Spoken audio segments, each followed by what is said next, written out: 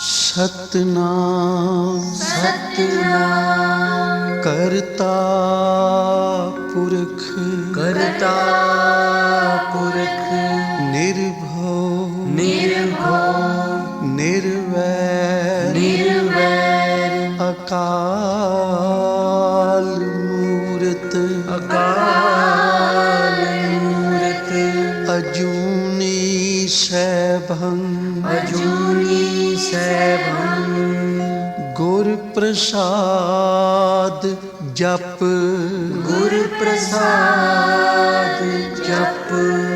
आद सच जुगाद सच है भी सच नानक होसी भी सच नानक होसी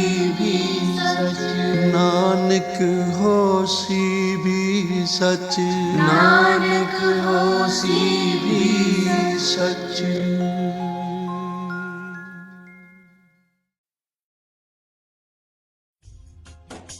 शरीर के भीतर मूलाधार, स्वादिष्ठान, मणिपुर, अनाहत, आज्ञा और सहस्त्रसार ये 6 चक्र हैं। इनमें मूलाधार से लेकर सहस्त्रधार तक 6 स्थानों में क्रमशः विद्धेश्वर, भगवान ब्रह्मा, भगवान विष्णु और ईश जीवात्मा और परमेश्वर स्थित है। इन सब में ब्रह्म बुद्धि करके इनकी एकता का निश्चय करे और वह ब्रह्मा मैं हूँ ऐसी भावना पूर्वक प्रत्येक श्वास के साथ सोह का जाप करें। उन्हीं विद्धेश्वर आदि की ब्राह्मरंध्र आदि के तथा शरीर के बाहर भी भावना करे। प्रकृति के विकार भूत महत्व से लेकर पंचभूत पर्यंत तत्वों से बना हुआ जो शरीर है, ऐसे सहस्त्रों शरीरों का एक एक अजपा गायत्री के जाप से एक एक क्रम से अतिक्रमण करके जीव को धीरे धीरे परमात्मा से संयुक्त करे। यह जाप का तत्व बताया गया है। 100 अथवा 28 मंत्रों से जप करके उतने ही शरीरों का अतिक्रमण होता है। इस प्रकार जो मंत्रों का जाप है, इसी को आदि क्रम से वास्तविक जाप जानना चाहिए। सहस्त्र बार किया हुआ जाप ब्रह्मलोक प्रदान करने वाला होता है, ऐसा जानना चाहिए। 100 बार किया हुआ जाप इंद्र की प्राप्ति कराने वाला माना गया है। ब्राह्मणेतर पुरुष आत्मरक्षा के लिए जो स्वकल्प मात्रा में जाप करता है, वह ब्राह्मण के कुल में जन्म लेता है। प्रतिदिन सूर्योपास्थान करके उपयुक्त रूप से जाप का अनुष्ठान करना चाहिए। 12 लाख गायत्री मंत्र का जाप करने वाला पुरुष पूर्ण रूप से ब्राह्मण कहा गया है। जिस ब्राह्मण ने 1 लाख गायत्री का जाप भी न किया हो, उसे वैदिक कार्य में न लगाएं। 70 वर्ष की अवस्था तक नियम पूर्वक कार्य करे। इसके बाद ग्रह त्याग कर संन्यास ले लें। परिवाजरक या सन्यासी पुरुष नित्य प्रातः काल 12,000 प्रणव का जाप करे। यदि एक दिन इस नियम का उल्लंघन हो जाए तो दूसरे दिन उसके बदले में उतना मंत्र और अधिक जाप करना चाहिए और इस प्रकार सदा जाप को चलाने का प्रयत्न करना चाहिए। क्रमशः 1 मास आदि का उल्लंघन हो जाए तो 1.5 लाख जाप करके उनका प्रायश्चित करना चाहिए। इससे अधिक समय तक नियम का उल्लंघन हो जाए तो पुनः नए सिरे से गुरु से नियम ग्रहण करके ऐसा करने से दोषों की शांति होती है, अन्यथा वह रोख नरक में जाता है। जो सकाम भावना से युक्त गृहस्थ ब्राह्मण है, उसी को धर्म तथा अर्थ के लिए यत्न करना चाहिए। मुमुक्षु ब्राह्मण को तो सदा ज्ञान का ही अभ्यास करना चाहिए। धर्म से अर्थ की प्राप्ति होती है, अर्थ से भोग सुलभ होता है, फिर उस भोग से वैराग्य की संभावना होती है।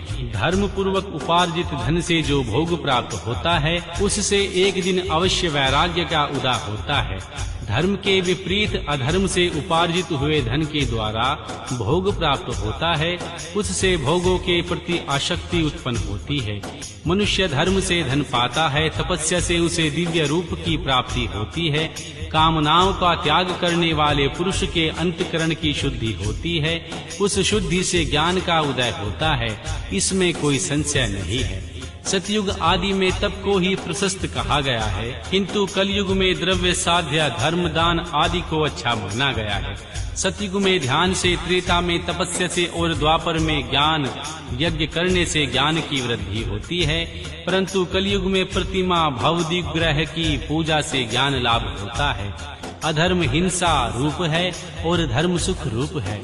अधर्म से मनुष्य दुख पाता है और धर्म से वह सुख एवं अभ्युदय का भागी होता है। दुराचार से दुख प्राप्त होता है और सदाचार से सुख। अतः भोग और मोक्ष की सिद्धि के लिए धर्म का उपार्जन करना चाहिए। जिसके घर में कम से कम 4 मनुष्य हैं, ऐसे कुटुंबी ब्राह्मण को जो 100 वर्ष के लिए जीवन निर्वाह करने की सामग्री देता है, उसके लिए वह दान ब्रह्मलोक की प्राप्ति कराने वाला होता है। 1 सहस्त्र चंद्रायण व्रत का अनुष्ठान ब्रह्मलोकदायक माना गया है। जो क्षत्रिय 1 सहस्त्र कुटुंब को जीविका और आवास देता है, उसका वह कर्म इंद्रलोक की प्राप्ति कराने वाला होता है। 10,000 कुटुंबों को दिया हुआ आश्रय दान ब्रह्मलोक प्रदान कराने वाला होता है। दाता पुरुष जिस देवता को सामने रखकर दान करता है, अर्थात जिसके दान के द्वारा जिस देवता को प्रसन्न करता है, उसी का लोक उसे प्राप्त होता है। यह बात वेद वेता पुरुष अच्छी तरह जानते हैं। धनहीन पुरुष सदा तपस्या का उपार्जन करे, क्योंकि तपस्या और तीर्थ सेवन से अक्षय सुख पाकर मनुष्य उसका उपभोग करता है। अब मैं न्यायतः धन के उपार्जन की विधि बता रहा हूँ। ब्राह्मण को चाहिए कि वह सदा सावधान रहकर विशुद्ध प्रतिग्रह, दान ग्रह तथा याजन, यज्ञ कराने आदि से धन का अर्जन करे। इसके लिए कहीं दीनता ना दिखाए और अत्यंत क्लेशदायक कर्म न करे। क्षत्रिय बाहुबल से धन का उपार्जन करे और वैश्य कृषि एवं गोरक्षा से न्यायोपार्जित धन का दान करने से दाता को ज्ञान की सिद्धि प्राप्त होती है। ज्ञान सिद्धि द्वारा सब पुरुषों को गुरु कृपा मोक्ष सिद्धि सुलभ होती है। मोक्ष से स्वरूप की सिद्धि प्राप्त होती है और जिससे मुक्त पुरुष परमानंद का अनुभव करता है। गृहस्थ पुरुष को चाहिए कि वह धन धान्य आदि से वस्तुओं का दान करे। वह तृषा निवृत्ति के लिए जल तथा क्षुधा रूपी रोग की शांति के लिए सदा अन्न का दान करे। खेत धान्य, कच्चा अन्न तथा भक्ष्य, लोह, लेहरा और चोन्य के ये प्रकार के सिद्ध अन्न दान करने चाहिए। जिसके अन्न को खाकर मनुष्य जब तक कथा सुनने आदि का साधर्म का पालन करता है, उतने समय तक उसके किए हुए पुण्य का फल का आधा भाग दाता को मिलता है। इसमें कोई संशय नहीं है। दान देने वाला पुरुष दान में प्राप्त हुए वस्तु का दान तथा तपस्या करके अपने प्रति ग्रह जनित पाप की शुद्धि कर ले, अन्यथा उसे रोख नरक में गिरना पड़ता है। अपने धन के 3 भाग करे, 1 भाग धर्म के लिए, दूसरा भाग वृद्धि के लिए और तीसरा भाग अपने उपभोग के लिए। नित्य, निमित्तिक और काम्य के ये तीनों प्रकार के कर्म धर्मार्थ रखे हुए धन से करे। साधक को चाहिए कि वह वृद्धि के लिए रखे हुए धन से ऐसा व्यापार करे जिससे उस धन की वृद्धि हो तथा उपभोग के लिए रक्षित धन से हितकारक, परिमित एवं पवित्र भोग भोगे। खेती से पैदा किए हुए धन का 10वां अंश दान कर दे, इससे पाप की शुद्धि होती है। शेष धन से धर्म वृद्धि एवं उपभोग करे, अन्यथा वह रोक नरक में पड़ता है अथवा उसकी बुद्धि पाप पूर्ण हो जाती है या खेती ही चौपट हो जाती है। वृद्धि के लिए किए गए व्यापार में प्राप्त हुए धन का 6वां भाग दान कर देने योग्य होता है। बुद्धिमान पुरुष अवश्य उसका दान कर दे। विद्वान को चाहिए कि वह दूसरों के दोषों का बखान ना करे। ब्राह्मणों को दोषवंश दूसरों के सुने या देखे हुए छिद्र को भी प्रकट ना करें। विद्वान पुरुष को ऐसी बात ना कहे जो समस्त प्राणियों के हृदय में रोष पैदा करने वाली हो। ऐश्वर्य की सिद्धि के लिए दोनों संध्याओं के समय अग्निहोत्र कर्म अवश्य करे। जो दोनों समय अग्निहोत्र कर्म करने में असमर्थ हो, वह एक ही समय सूर्य और अग्नि को विधि पूर्वक दी हुई आहुति से संतुष्ट करे। चावल, धान्य, घी, फल, कंद और हविष्य इनके द्वारा विधि पूर्वक स्थाली पाक बनाए तथा यथोचित रीति से सूर्य और अग्नि को अर्पित करे। यदि हविष्य का अभाव हो तो प्रधान होम मात्र करे। सदा सुरक्षित रहने वाली अग्नि को विद्वान पुरुष अजस्र की संज्ञा देते हैं। अथवा संध्या काल में जप मात्र या सूर्य की वंदना मात्र कर ले। आत्मज्ञान की इच्छा रखने वाले धनार्थी पुरुषों को भी इस प्रकार विधिवत उपासना करनी चाहिए। देवताओं की पूजा में लगे रहते हैं, नित्य अग्नि पूजा एवं गुरु पूजा में अनुरक्त होते हैं तथा ब्राह्मणों को तृप्त किया करते हैं। वे सब लोग स्वर्गलोक के भागी होते हैं। हम विषम पई मुख लागे,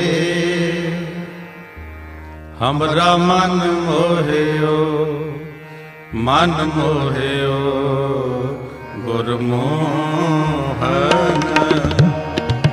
हमरा मन मोहियो मन मोहियो गुरमोहन। हम विषम पई मुख लागे, हमरा मन मोहियो मन मोहियो गुरमोहन। हमरा मन मोहियो मन मोहियो गुरमोहन। हम विषम पई मुख लागे, हमरा मन मोहियो मन मोहियो गुरमोहन। हमरा मन मोहियो मन मोहियो गुरमोहन। टूटे माया के बंधन फाहे, हर राम नाम लिव लागे।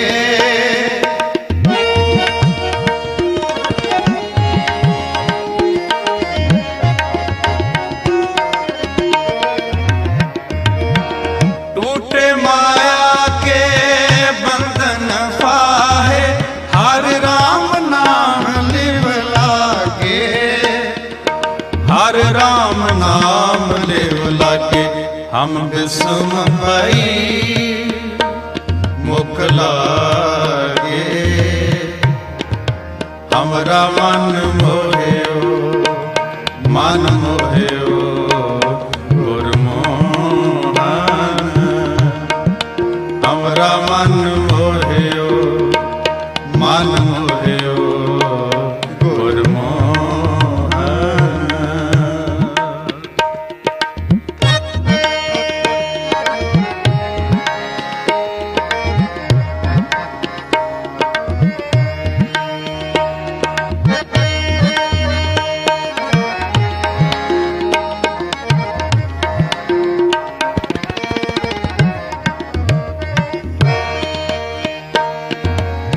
सेवक जन बने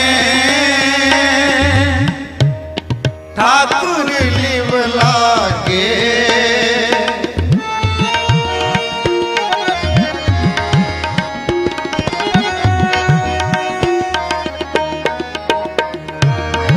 सेवक जन बने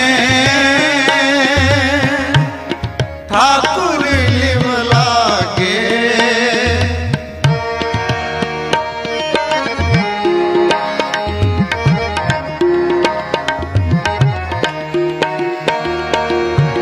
जो तुम राजस कहते गुरमत, तेन मुख भाग सुभागे।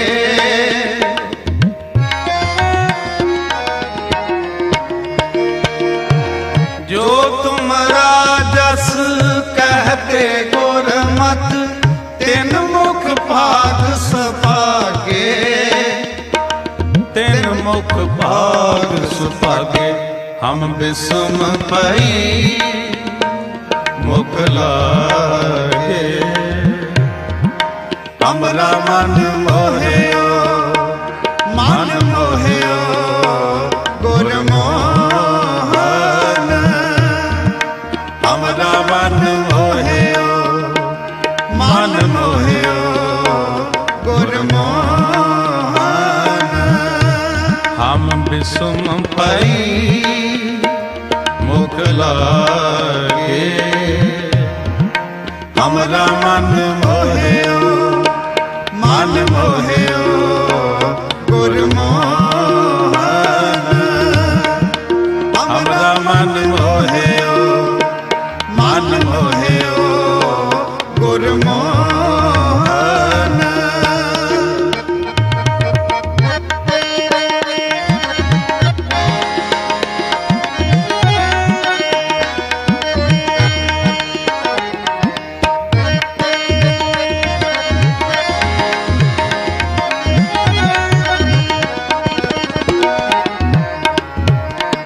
सगली रैन सोई अंधियारी गुर किंचित कृपा जागे।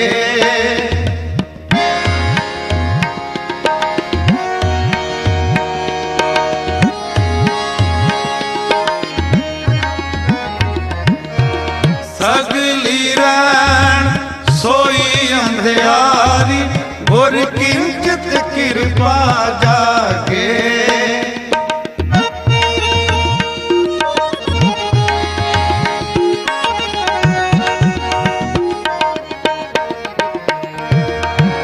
जन नानक के प्रभु सुंदर स्वामी मोहे तुम सारे अवर न लागे।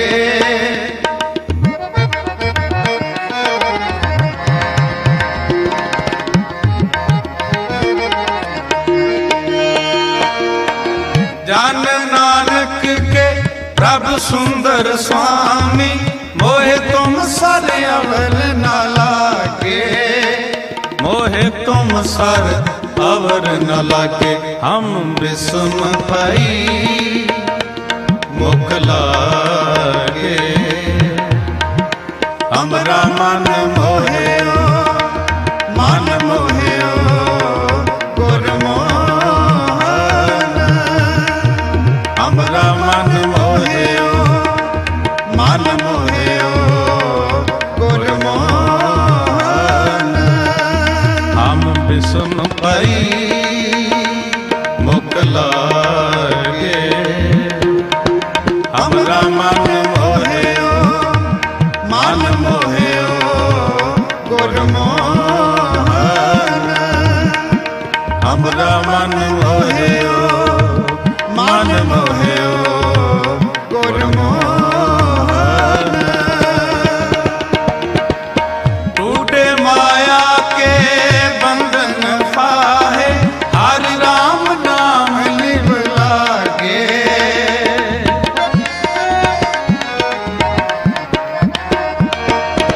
टूटे माया के बंधन फाहे हरि राम नाम लिव लागे। हर राम नाम लिव लागे। हम विषम पाई मुख लागे। हमरा मन मोहियो मन मोहियो गुरमोहन। हमरा मन मोहियो मन मोहियो गुरमोहन। हमरा मन मोहियो गुरमोहन। हमरा मन मोहियो गुरमोहन। हमरा मन मोहियो गुरमोहन। हमरा मन मोहियो गुरमोहन। हमरा मन मोहियो हमरा मन मोहियो हमरा मन मोहियो हमरा मन मोहियो हमरा मन मोहियो हमरा मन मोहियो हमरा मन मोहियो हमरा मन मोहियो हमरा मन मोहियो गुरमोहन। हमरा मन मोहियो गुरमोहन। हमरा मन मोहियो गुरमोहन। हमरा मन मोहियो गुरमोहन।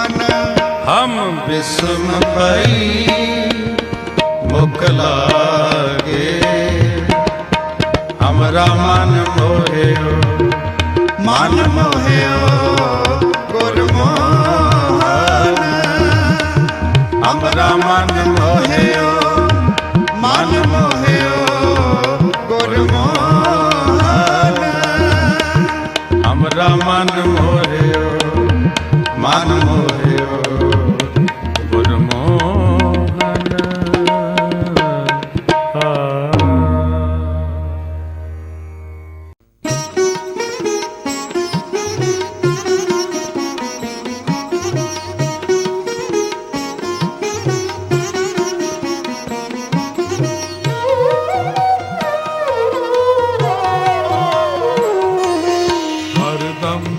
हर पल सिमरा मैं तेरा नाम,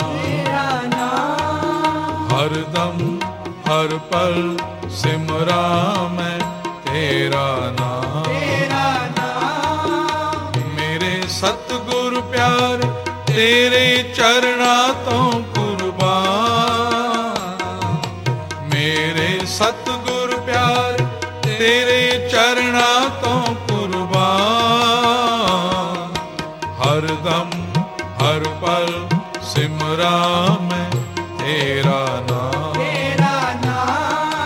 हर दम हर पल सिमरा मैं तेरा नाम,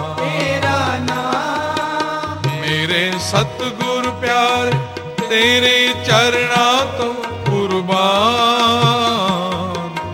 मेरे सतगुरु प्यार तेरे चरणा तो हर दम हर पल सिमरा मैं तेरा नाम, हर दम हर पल सिमरा मैं तेरा नाम।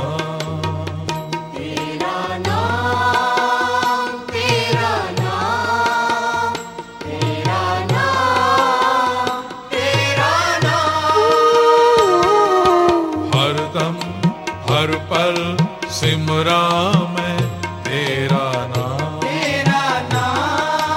हर दम हर पल सिमरा मैं तेरा नाम।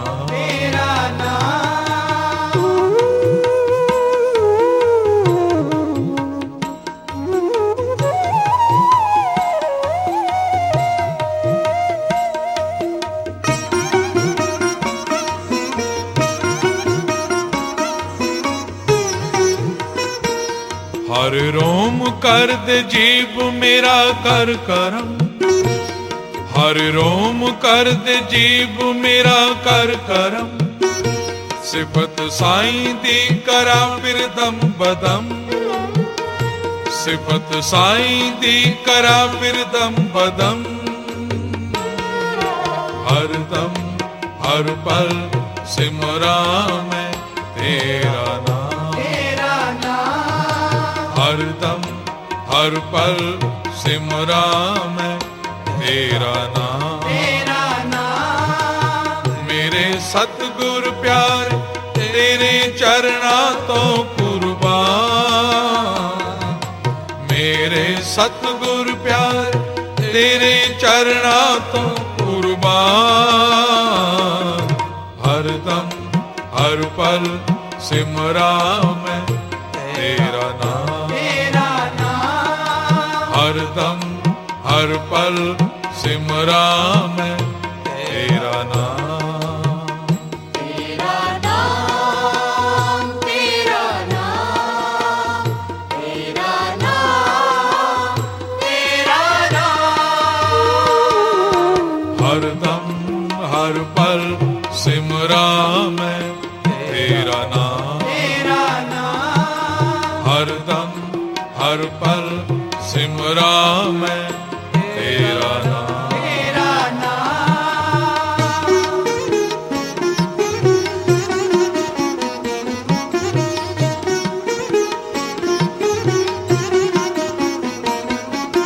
ਦੀਦਿਆਂ ਨੂੰ ਦੇ ਰਸ ਦੀਦਾਰ ਦਾ, ਦੀਦਿਆਂ ਨੂੰ ਦੇ ਰਸ ਦੀਦਾਰ ਦਾ, सीना बन जाए कर पेट दे भंडार दा, सीना बन जाए कर पेट दे भंडार दा, हरदम हर पल सिमरा मैं तेरा नाम, हरदम हर पल सिमरा मैं तेरा नाम। मेरे सतगुर प्यारे तेरे चरणा तो कुर्बान, मेरे सतगुर प्यारे तेरे चरणा तो कुर्बान।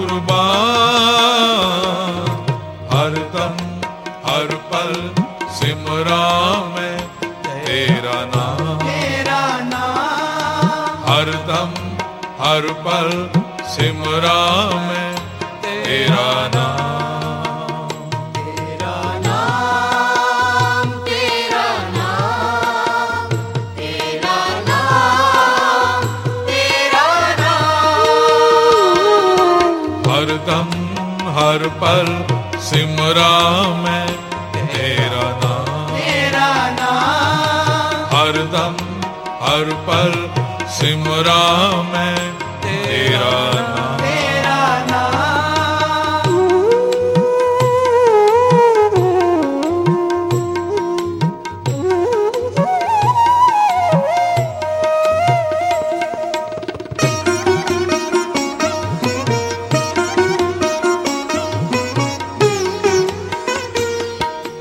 ਅਸੀਂ ਹਾਂ ਪਾਪੀ ਪਾਪ ਕਰਮ ਕਮਾਉਂਦੇ, ਅਸੀਂ ਹਾਂ ਪਾਪੀ ਪਾਪ ਕਰਮ ਕਮਾਉਂਦੇ।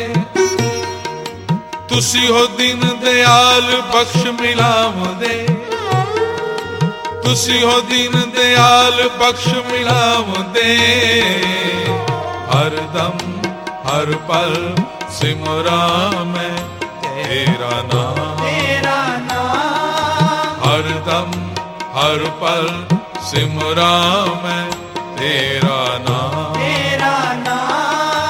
मेरे सतगुर प्यारे तेरे चरणा तो कुर्बान, मेरे सतगुर प्यारे तेरे चरणा तो कुर्बान।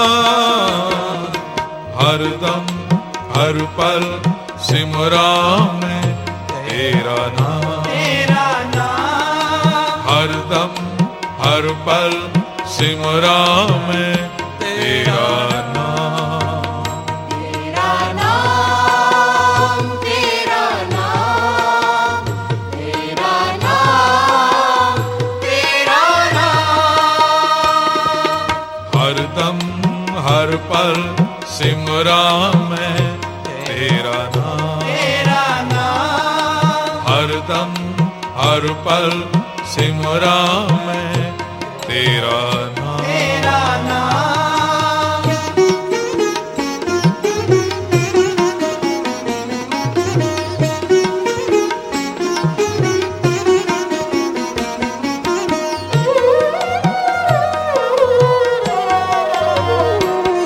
हर रोम कर दे जीव मेरा कर करम, हर रोम कर दे जीव मेरा कर करम। सिफत साईं दी करा फिर दम बदम, सिफत साईं दी करा फिर दम बदम। हर दम हर पल सिमरा मैं तेरा नाम, हर दम हर पल सिमरा मैं तेरा नाम। मेरे सतगुर प्यारे तेरे चरणा तो कुर्बान, मेरे सतगुर प्यारे तेरे चरणा तो कुर्बान। हरदम हर पल सिमरा मैं तेरा नाम, हरदम हर पल सिमरा मैं तेरा नाम। तेरा नाम, तेरा नाम, तेरा नाम, तेरा नाम। हरदम हर पल सिमरा मैं तेरा नाम, हरदम हर पल सिमरा मैं तेरा नाम। परम सत्कार गुरु संगत जीओ, हर दम हर पल सिमरा तेरा नाम। ਸਾਹਿਬ ਸ੍ਰੀ ਗੁਰੂ ਗ੍ਰੰਥ ਸਾਹਿਬ ਜੀ ਮਹਾਰਾਜ ਦੀ ਹਜ਼ੂਰੀ ਵਿੱਚ ਭਾਈ ਗੁਰਦਾਸ ਜੀ ਦੀਆਂ ਵਾਰਾਂ ਗਾਣ ਦਾ ਹੁਕਮ ਭਾਈ ਨੰਦ ਲਾਲ ਗੋਇਆ ਉਹਨਾਂ ਦੀਆਂ ਗਜ਼ਲਾਂ ਉਹਨਾਂ ਦੀਆਂ ਰੁਬਾਈਆਂ ਗਾਣ ਦਾ ਹੁਕਮ। ਜਿਸ ਤਰ੍ਹਾਂ ਕਵੀ ਸ਼੍ਰੀ ਵਾਰਾਂ, ਢਾਡੀ ਵਾਰਾਂ, ਸ਼ਹੀਦੀ ਸਾਕੀ ਇਹ ਗੁਰੂ ਦੀ ਹਜ਼ੂਰੀ ਚ ਗਾਏ ਜਾਂਦੇ ਹਨ। ਭਾਈ ਨੰਦ ਲਾਲ ਜੀ ਗੋਇਆ ਉਹਨਾਂ ਦੀ ਕਹੀ ਹੋਈ ਫਾਰਸੀ ਦੇ ਵਿੱਚ ਗਜ਼ਲ, ਜਿਸ ਨੂੰ ਆਮ ਸੰਗਤ ਸਮਝ ਸਕੇ, ਇਸ ਵਾਸਤੇ ਅਸੀਂ ਗੁਰਮੁਖੀ ਵਿੱਚ, ਪੰਜਾਬੀ ਦੇ ਵਿੱਚ ਫਾਰਸੀ ਦੇ ਬੋਲਾਂ ਨੂੰ ਗਾ ਰਹੇ ਹਾਂ। ਭਾਈ ਨੰਦ ਲਾਲ ਦੀ ਇਹ ਗਜ਼ਲ ਫਾਰਸੀ ਵਿੱਚ ਬੋਲ ਹਨ।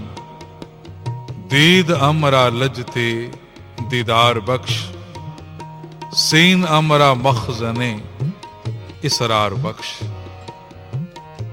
ਇਹ ਫਾਰਸੀ ਦੇ ਬੋਲ ਹਨ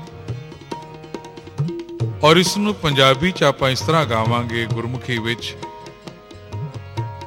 ਦੀਦਿਆਂ ਨੂੰ ਦੇ ਰਸ ਦੀਦਾਰ ਦਾ, ਸੀਨਾ ਬਣ ਜਾਏ ਘਰ ਭੇਤ ਦੇ ਭੰਡਾਰ ਦਾ। ਔਰ ਇਸ ਗਜ਼ਲ ਦੇ ਅਖੀਰ ਵਿੱਚ ਭਾਈ ਨੰਦ ਲਾਲ ਜੀ ਧੰਨ ਗੁਰੂ ਗੋਬਿੰਦ ਸਿੰਘ ਜੀ ਮਹਾਰਾਜ ਨੂੰ ਇੱਕ ਬੇਨਤੀ ਕਰਦੇ ਹਨ। ਪਹਿਲਾਂ ਫਾਰਸੀ ਦੇ ਬੋਲ ਆਪ ਜੀ ਸਰਵਣ ਕਰੋ। ਫਾਰਸੀ ਦੇ ਬੋਲ ਹਨ। ਹਰ ਸਰੇ ਮੋਯਮ ਜ਼ੁਬਾਂ ਕੁਨ ਅਜ ਕਰਮ, ਤਾਂ ਬਗੋਇਮ ਵਸਫੇ ਹਕਰਾ ਦਮ ਬਦਮ। ਦਮ ਕਹਿੰਦੇ ਨੇ ਸਾਹ। ਭਾਈ ਸਾਹਿਬ ਜੀ ਕਹਿੰਦੇ ਨੇ, ਐ ਕਲਗੀਆਂ ਵਾਲੇ ਪਿਤਾ, ਮੇਰੇ ਸਰੀਰ ਤੇ ਜਿੰਨੇ ਵੀ ਰੋਮ ਹਨ ਇਹਨਾਂ ਨੂੰ ਜ਼ਬਾਨ ਬਣਾ ਦੇ, ਜੀ ਬਣਾ ਦੇ, ਤਾਂ ਕਿ ਜਦੋਂ ਤੱਕ ਮੇਰੇ ਸਰੀਰ ਵਿੱਚ ਦਮ ਹਨ, ਸਾਹ ਹਨ, ਮੈਂ ਤੇਰੇ ਗੁਣ ਗਾਉਂਦਾ ਰਵਾਂ। ਕਿਉਂਕਿ ਤੂੰ ਪਿਆਰਾ ਬੜਾ ਲੱਗਣਾ ਹੈ। ਮੈਂ ਕੀ ਕਰਾਂ, ਮੇਰੇ ਕੋਲ ਜ਼ਬਾਨ ਇੱਕ ਹੈ, ਤੇਰੇ ਗੁਣ ਬਹੁਤੇ ਹਨ। ਇਹ ਗਜ਼ਲ ਭਾਈ ਸਾਹਿਬ ਨੇ ਕਿਸ ਵੇਲੇ ਕਹੀ, ਆਓ ਸਾਰੇ ਸਰਵਣ ਕਰੀਏ। ਪਰ ਉਸ ਤੋਂ ਪਹਿਲਾਂ ਇੱਕ ਵਾਰੀ ਸਾਰੇ ਜਪੀਏ, ਹਰ ਦਮ ਹਰ ਪਲ ਸਿਮਰਾ ਤੇਰਾ ਨਾਮ। ਐ ਕਲਗੀਆਂ ਵਾਲੇ ਸਤਿਗੁਰ, ਮੇਰਾ ਹਰ ਰੋਮ ਜੀਵ ਕਰ ਦੇ, ਤਾਂ ਕਿ ਸਰੀਰ ਵਿੱਚ ਜਦੋਂ ਤੱਕ ਦਮ ਹਨ, ਸਾਹ ਹਨ, ਮੈਂ ਤੇਰੇ ਗੁਣ ਗਾਉਂਦਾ ਰਵਾਂ। ਹਰ ਦਮ ਹਰ ਪਲ ਸਿਮਰਾ ਮੈਂ ਤੇਰਾ ਨਾਮ। ਹਰ ਦਮ ਹਰ ਪਲ ਸਿਮਰਾ ਮੈਂ ਤੇਰਾ ਨਾਮ। ਮੇਰੇ ਸਤਿਗੁਰ ਪਿਆਰੇ ਤੇਰੇ ਚਰਨਾਂ ਤੋਂ ਕੁਰਬਾਨ। ਮੇਰੇ ਸਤਿਗੁਰ ਪਿਆਰੇ ਤੇਰੇ ਚਰਨਾਂ ਤੋਂ ਕੁਰਬਾਨ।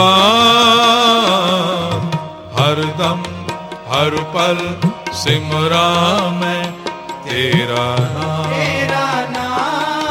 ਹਰ ਦਮ ਹਰ ਪਲ ਸਿਮਰਾ ਮੈਂ ਤੇਰਾ ਨਾਮ। तेरा नाम तेरा नाम तेरा नाम तेरा नाम। हर दम हर पल सिमरा मैं तेरा नाम। हर दम हर पल सिमरा मैं तेरा नाम। ਇੱਕ ਦਿਨ ਭਾਈ ਨੰਦ ਲਾਲ ਅੰਮ੍ਰਿਤ ਵੇਲੇ ਧੰਨ ਗੁਰੂ ਗੋਬਿੰਦ ਸਿੰਘ ਜੀ ਮਹਾਰਾਜ ਦੇ ਦਰਸ਼ਨ ਕਰਨ ਵਾਸਤੇ ਸ੍ਰੀ ਅਨੰਦਪੁਰ ਸਾਹਿਬ ਗੁਰੂ ਸਾਹਿਬਾਂ ਦੇ ਮਹਿਲ ਵੱਲ ਚੱਲ ਪਏ। ਭਾਈ ਨੰਦ ਲਾਲ ਜੀ ਅੱਜ ਇਹ ਸੋਚ ਕੇ ਚੱਲੇ, ਅੱਜ ਸਭ ਤੋਂ ਪਹਿਲਾਂ ਮੈਂ ਕਲਗੀਆਂ ਵਾਲੇ ਦੇ ਦਰਸ਼ਨ ਕਰਨੇ ਹਨ। ਧੰਨ ਗੁਰੂ ਗੋਬਿੰਦ ਸਿੰਘ ਜੀ ਮਹਾਰਾਜ ਅੰਮ੍ਰਿਤ ਵੇਲੇ ਕੇਸੀ ਇਸ਼ਨਾਨ ਕੀਤਾ। ਹਵਾ ਦੇ ਵਿੱਚ ਸਤਿਗੁਰ ਆਪਣੇ ਕੇਸ ਸੁਕਾਰੇ ਸਨ। ਕੇਸ ਕਹਿੰਦੇ ਹਨ ਵਾਲਾਂ ਨੂੰ। ਸਤਿਗੁਰਾਂ ਨੇ ਤੱਕਿਆ, ਭਾਈ ਨੰਦ ਲਾਲ ਜੀ ਆ ਰਹੇ ਹਨ। ਭਾਈ ਨੰਦ ਲਾਲ ਜੀ ਉਮਰ 50 ਸਾਲ ਦੇ ਲਗਭਗ, ਫਾਰਸੀ ਦੇ ਵੱਡੇ ਵਿਦਵਾਨ, ਹੱਥ ਜੋੜ ਕੇ ਆ ਰਹੇ ਹਨ। ਅੱਜ ਕਲਗੀਆਂ ਵਾਲੇ ਦੇ ਪਹਿਲਾ ਮੈਂ ਦਰਸ਼ਨ ਕਰਨੇ ਹਨ। ਇੱਧਰ ਅੱਜ ਸਤਿਗੁਰਾਂ ਦੇ ਮਨ ਵਿੱਚ ਵੀ ਇੱਕ ਖਿਆਲ ਆਇਆ। ਸਤਿਗੁਰੂ ਮਨ ਵਿੱਚ ਕਹਿੰਦੇ ਨੇ ਅੱਜ ਨੰਦ ਲਾਲ ਨੂੰ ਦਰਸ਼ਨ ਨਹੀਂ ਦੇਣੇ। ਭਾਈ ਸਭ ਇਹ ਸੋਚ ਕੇ ਆ ਰਹੇ ਨੇ ਕਿ ਅੱਜ ਪਹਿਲਾਂ ਮੈਂ ਦਰਸ਼ਨ ਕਰਨੇ। ਕੁਝ ਐਸੀ ਖੇਡ ਵਰਤ ਰਹੀ ਹੈ ਜਿਵੇਂ ਪਿਤਾ ਬਾਹਰੋਂ ਘਰ ਆਵੇ ਤੇ ਪੁੱਤਰ ਦੌੜ ਕੇ ਕੋਲ ਆਂਦਾ,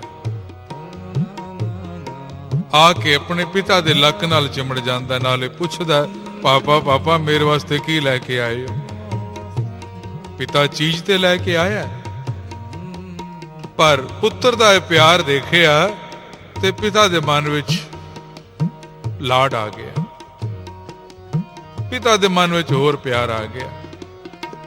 ਪੁੱਤਰ ਪੁੱਛੀ ਜਾਂਦਾ, ਪਾਪਾ ਪਾਪਾ ਮੇਰੇ ਵਾਸਤੇ ਕੀ ਲੈ ਕੇ ਆਏ ਹੋ?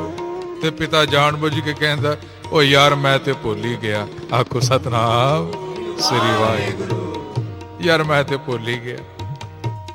ਪਰ ਪੁੱਤਰ ਛੱਡਦਾ ਥੋੜੀ, ਪਿਤਾ ਦੇ ਲੱਕ ਨਾਲ ਚਿਮੜ ਜਾਏਗਾ, ਜੇਬਾਂ ਫੋਲੇਗਾ, ਪਾਪਾ ਜੀ ਜੇਬਾਂ ਦਿਖਾਓ, ਹੱਥ ਦਿਖਾਓ, ਹੱਥ ਵਿੱਚ ਕੀ ਹੈ? ਤੇ ਪਿਤਾ ਨਾ ਕਰਦਾ ਹੋਇਆ ਵੀ ਪੁੱਤਰ ਨੂੰ ਚੁੱਕ ਕੇ ਗਲ ਨਾਲ ਲਗਾਉਂਦਾ ਹੈ, ਉਹਦਾ ਮੱਥਾ ਚੁੰਮਦਾ ਹੈ, ਨਾਲ ਜੋ ਲੈ ਕੇ ਆਇਆ ਹੈ ਉਹ ਵੀ ਪੁੱਤਰ ਨੂੰ ਦਿੰਦਾ ਹੈ। ਅੱਜ ਐਸੀ ਕੁਝ ਖੇਡ ਇੱਥੇ ਵੀ ਵਰਤ ਰਹੀ ਹੈ। ਭਾਈ ਨੰਦ ਲਾਲ ਜੀ ਆਏ, ਹੱਥ ਜੋੜੇ, ਧੰਨ ਗੁਰੂ ਗੋਬਿੰਦ ਸਿੰਘ ਜੀ ਮਹਾਰਾਜ ਨੂੰ ਮੱਥਾ ਟੇਕਿਆ। ਪਰ ਗੁਰੂ ਗੋਬਿੰਦ ਸਿੰਘ ਜੀ ਮਹਾਰਾਜ ਨੇ ਮੂੰਹ ਮੋੜ ਲਿਆ, ਦੂਸਰੇ ਪਾਸੇ ਦੇਖਣ ਲੱਗ ਪਏ। ਜਿਹੜਾ ਦਰਸ਼ਨ ਕਰਕੇ ਜਿਉਂਦਾ ਹੋਵੇ ਉਹ ਕੰਡ ਨਹੀਂ ਦੇਖ ਸਕਦਾ। ਭਾਈ ਨੰਦ ਲਾਲ ਦੇ ਮਨ ਨੂੰ ਧੱਕਾ ਜਿਹਾ ਲੱਗਾ, ਅੱਜ ਗੁਰੂ ਨੇ ਮੂੰਹ ਕਿਉਂ ਮੋੜਿਆ? ਫਿਰ ਉੱਠੇ ਭਾਈ ਸਾਹਿਬ, ਫਿਰ ਅੱਗੇ ਹੋਏ ਕਿ ਸ਼ਾਇਦ ਸਤਿਗੁਰੂ ਨੂੰ ਖਿਆਲ ਨਹੀਂ ਰਿਹਾ। ਪਰ ਨਾਲ ਮਨ ਵਿੱਚ ਵੀ ਕਹਿੰਦੇ ਨੇ, ਗੁਰੂ ਕਿਵੇਂ ਭੁੱਲ ਸਕਦਾ ਹੈ? ਖਿਆਲ ਰੱਖਣ ਵਾਲਾ ਉਹ ਕਿਵੇਂ ਭੁੱਲ ਸਕਦਾ ਹੈ? ਫਿਰ ਉੱਠੇ ਭਾਈ ਨੰਦ ਲਾਲ, ਫਿਰ ਅੱਗੇ ਹੋ ਕੇ ਮੱਥਾ ਟੇਕਿਆ ਤੇ ਸਤਿਗੁਰਾਂ ਫਿਰ ਮੂੰਹ ਮੋੜ ਲਿਆ। ਭਾਈ ਨੰਦ ਲਾਲ ਅੱਖਾਂ ਵਿੱਚ ਆਂਸੂ ਵਗਣ ਲੱਗ ਪਏ। ਪਰ ਫਿਰ ਹਿੰਮਤ ਕੀਤੀ ਭਾਈ ਨੰਦ ਲਾਲ, ਫਿਰ ਉੱਠੇ। ਤੀਸਰੀ ਵਾਰੀ ਫਿਰ ਸਤਿਗੁਰਾਂ ਨੂੰ ਮੱਥਾ ਟੇਕਿਆ ਤੇ ਕਲਗੀਆਂ ਵਾਲੇ ਨੇ ਫਿਰ ਮੂੰਹ ਮੋੜ ਲਿਆ। ਹੁਣ ਭਾਈ ਨੰਦ ਲਾਲ ਨੂੰ ਇਉਂ ਲੱਗਾ ਜਿਵੇਂ ਕਿਸੇ ਨੇ ਕਲੇਜਾ ਕੱਢ ਲਿਆ। ਜਿੱਥੇ ਮੱਥਾ ਟੇਕਿਆ ਸੀ ਭਾਈ ਨੰਦ ਲਾਲ ਉੱਥੇ ਹੀ ਬੈਠ ਗਏ। ਸਤਿਗੁਰ ਸਾਹਮਣੇ ਪਏ ਦੇਖਦੇ ਨੇ, ਭਾਈ ਨੰਦ ਲਾਲ ਚਰਨਾਂ ਦੇ ਕੋਲ ਥੱਲੇ ਬੈਠੇ ਨੇ। ਭਾਈ ਨੰਦ ਲਾਲ ਦੀ ਅੱਖਾਂ ਵਿੱਚੋਂ ਅਥਰੂ ਪੈ ਡਿੱਗਦੇ ਨੇ ਤੇ ਕਲਗੀਆਂ ਵਾਲੇ ਦੇ ਕਾਲੇ ਸ਼ਾਕੇਸ ਹਵਾ ਵਿੱਚ ਲਹਿਰਾ ਰਹੇ ਹਨ। ਉਹਨਾਂ ਕੇਸਾਂ ਨੂੰ ਦੇਖ ਕੇ ਭਾਈ ਨੰਦ ਲਾਲ ਗਜ਼ਲ ਗਾਉਂਦੇ ਹਨ। दीन दुनिया दर कमंदे आप हरि रुख सार मार हर दो आलम कीमते या कतार मूए यार मार। भाई नंद लाल कहंदे ने ऐ कलगियां वाले सतगुर ਇਹ ਜਿਹੜੀ ਤੇਰੇ ਵਾਲਾਂ ਦੀ ਇੱਕ ਲਿੱਟ ਤੇਰੇ ਚਿਹਰੇ ਤੇ ਆਂਦੀ ਹੈ, ਕਦੀ ਹਵਾ ਉਡਾ ਕੇ ਲੈ ਜਾਂਦੀ ਹੈ। ਤੇਰੇ ਵਾਲਾਂ ਦੀ ਇੱਕ ਲਿੱਟ ਵਿੱਚ ਦੀਨ ਤੇ ਦੁਨੀਆ ਬੱਝੇ ਹੋਏ ਨੇ। ਅਗਰ ਮੈਨੂੰ ਕੋ ਕਵੇ ਐ ਨੰਦ ਲਾਲ ਮੈਂ ਦੋ ਜਹਾਨ ਤੈਨੂੰ ਕੀਮਤ ਦੇਣਾ, ਤੋ ਕਲਗੀਆਂ ਵਾਲੇ ਦੇ ਸਿਰ ਦਾ ਇੱਕ ਵਾਲ ਇੱਕ ਕੇਸ ਮੈਨੂੰ ਲਿਆ ਕੇ ਦੇ। ਮੈਂ ਇਨਕਾਰ ਕਰ ਦਿਆਂ, ਮੇਰੇ ਗੁਰੂ ਦੇ ਸਿਰ ਦਾ ਇੱਕ ਵਾਲ ਇੰਨਾ ਸਸਤਾ ਨਹੀਂ, ਦੋ ਜਹਾਨ ਮੁੱਲ ਲੈ ਕੇ ਦੇ ਦੇ। ਸਾਧ ਸੰਗਤ, ਇਹ ਭਾਈ ਨੰਦ ਲਾਲ ਜੀ ਦਾ ਪਿਆਰ ਹੈ ਕਲਗੀਆਂ ਵਾਲੇ ਨਾਲ। ਗਜ਼ਲ ਗਾਈ ਪਰ ਹਾਲੀ ਦਰਸ਼ਨ ਨਹੀਂ ਹੋਏ। ਤਾਂ ਭਾਈ ਨੰਦ ਲਾਲ ਜੀ ਫਾਰਸੀ ਦੀ ਇਹ ਦੂਸਰੀ ਗਜ਼ਲ ਗਾਉਂਦੇ ਨੇ, ਦੀਦ ਹਮਰਾ ਲਜ ਤੇ ਦੀਦਾਰ ਬਖਸ਼। ਦੀਦੇ ਕਹਿੰਦੇ ਨੇ ਅੱਖਾਂ। ਐ ਕਲਗੀਆਂ ਵਾਲਿਆ, ਇਹ ਜਿਹੜੇ ਮੇਰੇ ਦੀਦੇ ਨੇ, ਮੇਰੀਆਂ ਅੱਖਾਂ ਇਹ ਪਿਆਸੀਆਂ ਹਨ। ਮੇਰੀਆਂ ਅੱਖਾਂ ਨੂੰ ਆਪਣੇ ਦਰਸ਼ਨਾਂ ਦਾ ਰਸ ਦੇ। ਮੇਰਾ ਦਿਲ ਮੇਰਾ ਸੀਨਾ ਆਪਣੇ ਪਿਆਰ ਨਾਲ ਭਰ ਦੇ। ਬੁੱਢੜੇ ਤਨ ਮਹਿੰਡੜੇ ਤੇ ਫਜ਼ਲ ਕਰ, ਕਹਿੰਦੇ ਨੇ ਮੇਰੇ ਤੇ ਕਿਰਪਾ ਕਰ। ਤੇ ਗਜ਼ਲ ਗਾਉਂਦਿਆਂ ਗਾਉਂਦਿਆਂ ਗਜ਼ਲ ਦੇ ਅਖੀਰ ਵਿੱਚ ਆਏ ਤੇ ਭਾਈ ਨੰਦ ਲਾਲ ਨੇ ਪਿਆਰ ਦੀ ਇੰਤਹਾ ਕਰ ਦਿੱਤੀ। ਸਤਿਗੁਰ ਖਲੋਤੇ ਨੇ, ਦੇਖਦੇ ਸਾਹਮਣੇ ਨੇ ਭਾਈ ਨੰਦ ਲਾਲ ਸਤਿਗੁਰਾਂ ਦੇ ਪਿਛਲੇ ਪਾਸੇ ਚਰਨਾਂ ਕੋਲ ਬੈਠੇ ਨੇ ਤੇ ਬੈਠੇ ਰੋਈ ਜਾਂਦੇ ਨੇ, ਨਾਲੇ ਕਹਿੰਦੇ ਨੇ ਚੱਲ ਕਲਗੀਆਂ ਵਾਲਿਆ ਦਰਸ਼ਨ ਨਹੀਂ ਦੇਣੇ, ਤੇਰੀ ਮਰਜ਼ੀ, ਪਰ ਇੱਕ ਕਿਰਪਾ ਤੇ ਕਰ ਦੇ। ਤੂੰ ਪਿਆਰਾ ਬੜਾ ਲੱਗਣਾ, ਤੇਰੇ ਗੁਣ ਬਹੁਤ ਹੈ, ਮੇਰੇ ਕੋਲ ਜ਼ਬਾਨ ਇੱਕ ਹੈ, ਤੇਰੇ ਗੁਣ ਬਹੁਤ ਹੈ। ਦਰਸ਼ਨ ਨਹੀਂ ਦੇਣੇ ਨਾ ਦੇ, ਇੱਕ ਕਿਰਪਾ ਕਰ। ਇਹ ਜਿਹੜਾ ਮੇਰਾ ਸਰੀਰ ਹੈ ਇਸ ਤੇ ਕਰੋੜਾਂ ਰੋਮ ਹਨ। ਇਹ ਜਿਹੜੇ ਕਰੋੜਾਂ ਰੋਮ ਹਨ ਇਹਨਾਂ ਨੂੰ ਕਰੋੜਾਂ ਜੀਭਾਂ ਬਣਾ ਦੇ, ਕਰੋੜਾਂ ਜ਼ਬਾਨਾਂ, ਤਾਂ ਕਿ ਇਹਨਾਂ ਕਰੋੜਾਂ ਜ਼ਬਾਨਾਂ ਨਾਲ ਮੈਂ ਜਪਦਾ ਰਵਾਂ ਸਤਨਾਮ ਸ੍ਰੀ ਵਾਹਿਗੁਰੂ। ਜਦ ਤੱਕ ਮੇਰੇ ਸਰੀਰ ਵਿੱਚ ਦਮ ਹਨ, ਸਾਹ ਹਨ, ਮੈਂ ਗੁਣ ਗਾਉਂਦਾ ਰਵਾਂ। ਜਿਸ ਲਈ ਉਹ ਕਿਹਾ ਤੇ ਗੁਰੂ ਗੋਬਿੰਦ ਸਿੰਘ ਜੀ ਮਹਾਰਾਜ ਦੇਖਦੇ ਆਕਾਸ਼ ਵੱਲ ਨੇ, ਪੁੱਛਦੇ ਨੰਦ ਲਾਲ ਨੂੰ ਨੇ ਜਿਹੜਾ ਚਰਨਾਂ ਕੋਲ ਬੈਠਾ ਹੈ। ਆਕਾਸ਼ ਤੇ ਬਦਲੀਆਂ ਛਾਈਆਂ ਸਨ ਤੇ ਸਤਿਗੁਰ ਆਕਾਸ਼ ਵੱਲ ਦੇਖਦੇ ਹੋਏ ਪੁੱਛਦੇ ਨੇ ਨੰਦ ਲਾਲ ਨੂੰ, ਐ ਨੰਦ ਲਾਲ ਉਹ ਅੱਜ ਆਕਾਸ਼ ਦਾ ਰੰਗ ਕਾਲਾ ਕਾਲਾ ਕਿਉਂ ਨਜ਼ਰ ਆ ਰਿਹਾ? ਤੇ ਭਾਈ ਨੰਦ ਲਾਲ ਅੱਗੇ ਹੀ ਵੈਰਾਗੀ ਸਨ, ਇੱਕਦਮ ਰੋਣਾ ਨਿਕਲ ਗਿਆ। ਬਜ਼ੁਰਗ ਭਾਈ ਨੰਦ ਲਾਲ ਸਿਰ ਤੇ ਦਸਤਾਰ, ਸੋਹਣਾ ਚੋਲਾ ਪਾਇਆ, ਬੈਠੇ ਨੇ ਗੁਰੂ ਦੇ ਚਰਨਾਂ ਵਿੱਚ ਪੁੰਜੇ ਹੀ ਜ਼ਮੀਨ ਤੇ। ਜਿਸ ਲਈ ਸਤਿਗੁਰ ਕਹਿੰਦੇ ਨੇ, ਐ ਨੰਦ ਲਾਲ ਅੱਜ ਆਕਾਸ਼ ਦਾ ਰੰਗ ਕਾਲਾ ਕਾਲਾ ਕਿਉਂ ਹੈ? ਸਾਧ ਸੰਗਤ, ਕਵੀਆਂ ਦੀ ਆਪਣੀ ਦੁਨੀਆ ਹੁੰਦੀ ਹੈ। ਭਾਈ ਨੰਦ ਲਾਲ ਕਹਿਣ ਲੱਗੇ, ਹੱਥ ਜੋੜੇ ਹੋਏ, ਇੱਕਦਮ ਰੋਣਾ ਨਿਕਲ ਗਿਆ। ਕਹਿਣ ਲੱਗੇ, ਦਾਤਾ ਤੂੰ ਮੈਨੂੰ ਦਰਸ਼ਨ ਨਹੀਂ ਨਾ ਦਿੱਤੇ। ਮੇਰੇ ਦਿਲ ਚ ਜਿਹੜੇ ਹੌਕੇ ਨਿਕਲੇ, ਉਹਨਾਂ ਹੌਕਿਆਂ ਨਾਲ ਆਕਾਸ਼ ਦਾ ਰੰਗ ਕਾਲਾ ਪੈ ਗਿਆ, ਪਰ ਤੈਨੂੰ ਮੇਰੇ ਤੇ ਤਰਸ ਨਹੀਂ ਆਇਆ। ਜਿਸ ਵੇਲੇ ਕਿਹਾ ਤੇ ਗੁਰੂ ਗੋਬਿੰਦ ਸਿੰਘ ਜੀ ਮਹਾਰਾਜ ਨੇ ਇੱਕਦਮ ਭਾਈ ਨੰਦ ਲਾਲ ਵੱਲ ਆਪਣਾ ਚਿਹਰਾ ਕਰ ਲਿਆ, ਬਾਹਾਂ ਫੈਲਾਈਆਂ। ਧਰਤੀ ਤੇ ਬੈਠੇ ਭਾਈ ਨੰਦ ਲਾਲ ਨੂੰ ਮੋਢਿਆਂ ਤੋਂ ਪਕੜ ਕੇ ਉਠਾ ਕੇ ਆਪਣੇ ਗਲ ਦੇ ਨਾਲ ਲਗਾਇਆ ਤੇ ਨਾਲੇ ਕਿਹਾ, ਨੰਦ ਲਾਲ ਤਰਸ ਤੇ ਆਇਆ ਸੀ, ਪਰ ਮੈਂ ਦੇਖਣਾ ਚਾਹੁੰਦਾ ਸੀ ਤੂੰ ਮੇਰੇ ਨਾਲ ਪਿਆਰ ਕਿੰਨਾ ਕੁ ਕਰਨਾ ਹੈ। ਮੈਂ ਤੇਰੀ ਪ੍ਰੀਖਿਆ ਲੈ ਰਿਹਾ ਸੀ। ਤੇ ਭਾਈ ਨੰਦ ਲਾਲ ਗੁਰੂ ਦੇ ਗਲ ਲੱਗੇ ਹੋਏ ਕਹਿੰਦੇ ਨੇ, ਐ ਦਾਤਾ ਪ੍ਰੀਖਿਆ ਲੈ, ਪਰ ਐਸੀ ਪ੍ਰੀਖਿਆ ਨਾ ਲੈ कि मेरी जान ही निकल जाए, क्योंकि तेरे नाल प्यार करने वाला तेरे दर्शना दे बगैर जी नहीं सकता। साध संगत, ओ भाई नंद लाल जिन्हां दियां गज़लां गाण दा हुक्म कलगियां वाले ने आप दिता, इतनी महान उच्ची आत्मा गुरु दे गल लगे होए, गुरु नूं मिले होए, फिर भी कहंदे हन है दाता किरपा कर, ये जड़े रोम ने करोड़ा रोम इन्हां नूं करोड़ा जीभा बना दे, ताकि जदों तक मेरे शरीर विच दम हन साह हन मैं तेरे गुण गांदा रहां। वो करोड़ा जबाना मंगते हैं, असी क्यों अवेसले हो जाने, ना अमृत वेले उठते हैं, ना असी बाणी पढ़ते हैं, ना आप जुड़ते हैं, ना अपने बच्चियां नूं जोड़ते हैं, फिर कहने घरां च सुख कोई नहीं। सुख कित्थों मिलेगा जे सिमरन ही नहीं करना। भैड़ियां पासियां वल दौड़ दौड़ जाते हैं, पर सिमरन वल साडा ध्यान नहीं।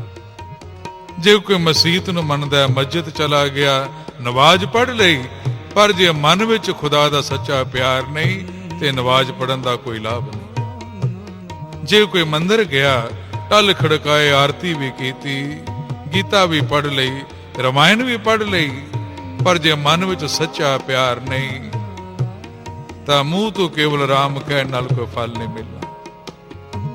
हाथ विच बाणी दा गुटका, गुरुद्वारे भी नेम नाल गए, मत्थे भी टेके, नितनेम भी कीता, पर जे मन विच कपट है, फिर ना नितनेम दा फायदा ना पूजा पाठ दा फायदा। जदों भी जपना दिलों जपना, दिखावा नहीं करना। दिखावे नाल केवल दुनिया खुश होंदी है, गुरु नहीं। आओ जिवें भाई नंद लाल जी कहंदे ने, एक वारी आपां भी सारे कहिए, हर दम हर पल सिमरा मैं तेरा नाम, हर दम हर पल सिमरा मैं तेरा नाम, मेरे सतगुर प्यारे तेरे चरणा तो कुर्बान, मेरे सतगुर प्यारे तेरे चरणा तो कुर्बान,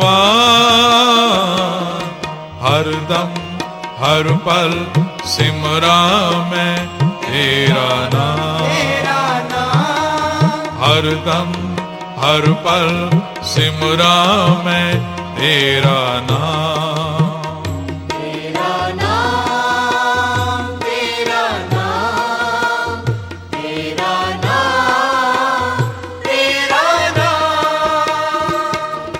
हर दम हर पल सिमरा मैं तेरा नाम, हर दम हर पल सिमरा मैं तेरा नाम।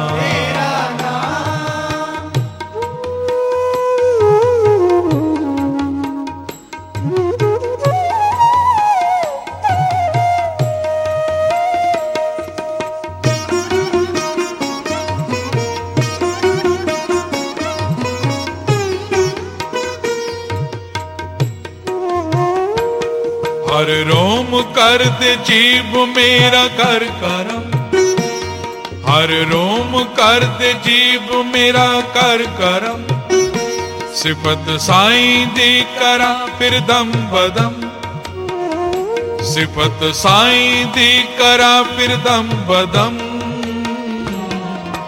हर दम हर पल सिमरा मैं तेरा नाम, हर दम हर पल सिमरा मैं तेरा नाम, मेरे सतगुर प्यार तेरे चरणा तो कुर्बान, मेरे सतगुर प्यार तेरे चरणा तो कुर्बान, हर दम हर पल सिमरा मैं तेरा नाम,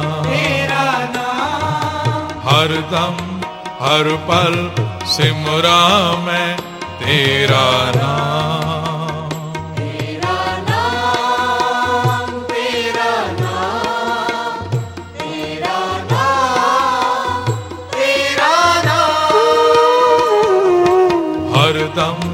हर पल सिमरा मैं तेरा नाम, तेरा नाम हर दम हर पल सिमरा मैं तेरा नाम। तेरा नाम